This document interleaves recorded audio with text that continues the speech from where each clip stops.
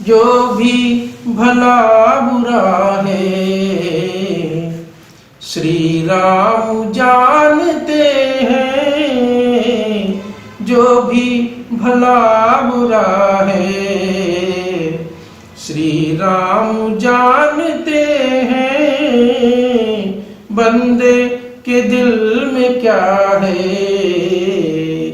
मेरे राम जानते हैं।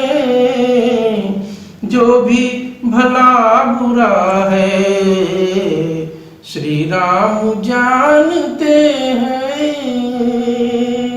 जय श्री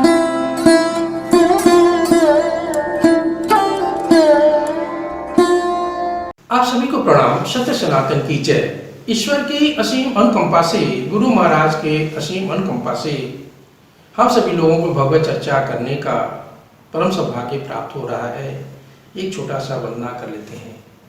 एक घड़ी आधी घड़ी, आधी में पुनियाद, तुलसी संगत साधु की, कटे कोटि अपराध। आज हम लोग अयोध्या कांड के उस कथा को आगे लेके चलते हैं जहाँ पे आप देखेंगे कि जब प्रभु श्री राम आगे बढ़ते हैं तो अब ये वाल्मीकि जी के आश्रम पे पहुँचते हैं। अब वाल्मीकि जी का नाम आप सभी लोगों ने सुना होगा, महर्षि वाल्मीकि का, जिन्होंने दो बातें आती हैं। श्री रामचरितमानस तो श्री तुलसीदास जी महाराज ने लिखा और रामायण नाम से जो हमारा ग्रंथ है उसको महर्षि वाल्मीकि ने लिखा। और महर्षि वाल्मीकि तो आत्मज्ञानी थे। वो ध्यान साधना में करके भगवान का निरंतर ध्यान करते थे। अब जैसे ही प्रभु राम उनके पास आते हैं तो वो खुद समझ जाते हैं कि ये हमारे जन्म जन्मांतर के जिनका मैं ध्यान कर रहा हूँ साक्षात सामने खड़े हैं। तो वो व्याकुल हो जाते। लेकिन यहाँ मर्यादा का ध्यान देखिए, क्योंकि प्रभु ने पहले से ही ऐसे सभी लोगों को रोक के रखा था कि मैं आऊँगा, लेकिन अपनी मर्यादा का सभी ध्यान रखना। हमको ऐसा ही शो करना कि हम साधारण व्यक्ति के रूप में ही इस मानव तन में रहेंगे और सबका कल्याण करते चले जाएंगे। लेकिन जब भगवान उनका पैर छूने की कोशिश करते हैं, वाल्मीकि जी का, जैसा कि हमारी सनातन संस्कृति है, पैर छूने की कोशिश करते हैं, दंडवत करते हैं, प्रणाम करते हैं महर्षि वाल्मीकि जी को। बड़े होने के नाते वाल्मीकि जी के आंख से भी आंसू निकलने लगता है। उठाते हैं, सीने से लगाते हैं, कहते हैं कि प्रभु ये क्या लीला है आपकी, हम लोग को समझ भी नहीं आता है। और हमें जो भक्ति मिली है उसी भक्ति भाव को ही आप रहने दें।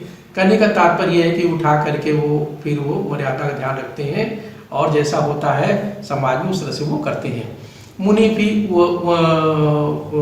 महर्षि वाल्मीकि भी अब उनके सामने वही फलाहार वगैरह रखते हैं, लोग खाते पीते हैं और सब कुछ ज्ञान की बातें होती हैं। देखिए, मुनि जान रहे हैं, उसके बाद भी प्रभु श्री राम से पूछते हैं कि आप वन में कैसे आए।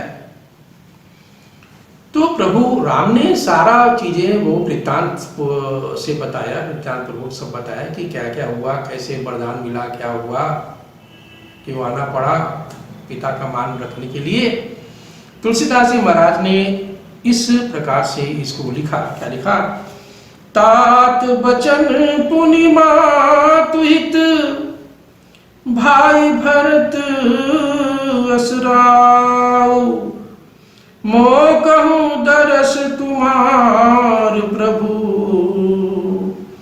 सब मम पुण्य प्रभाव।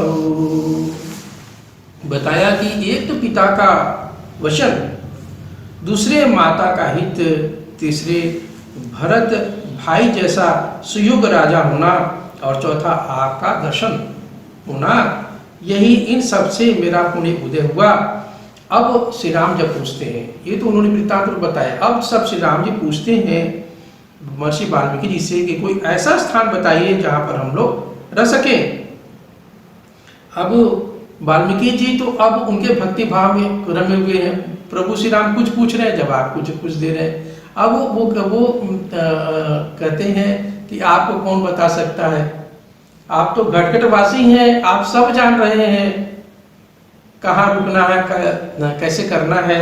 तो अब तुलसीदास जी महाराज इसको लिखते हैं, क्या लिखते हैं, राम स्वरूप तुम्हार वचन अगोचर बुद्धि पर, अभिगत अकथ अपार नेति नेति तिन निगम कह।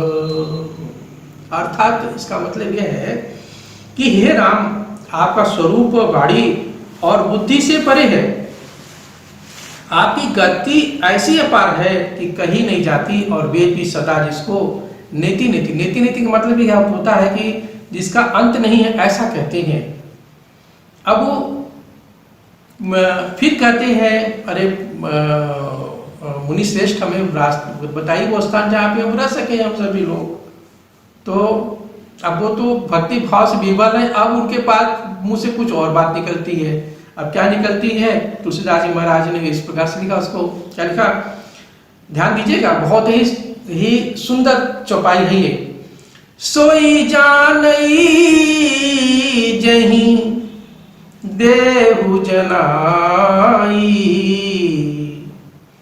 जानत तुम्हि तुम्हि होई जाई, तुम्हारी कृपा तुम्हि रघुनंदन, जानई भगत भगत उर चंदन। कहते हैं कि जब आप चाहते हैं तभी कोई आपको जान सकता है, और जब आपको कोई जान जाता है तो फिर आप पे उसमें कोई अंतर नहीं रहता, और आप ही की कृपा जब होती है, आप ही उनमें रमण भी करें, जब आपकी कृपा होती है तभी आपको जान सकता है। जैसे एक छोटा उदाहरण ये है कि अब नमक की डलिया पड़ी हुई है, वो नमक की डलिया कहती है कि समुद्र कैसा होता है, तो समुद्र कहता हम कैसे हैं, मेरा स्वाद कैसा है, कैसे तुम्हें बताएं, तुम आके खुद ही देख लो। अब वो नमक की डलिया जब समुद्र में जाती है तो उसी में वो घुल मिल जाती है, माने कि अब उसको ये नहीं कह सकते ये समुद्र में कहाँ पर है, कैसे है। उसी भाव से यहाँ पे भी आपको समझने की जरूरत है।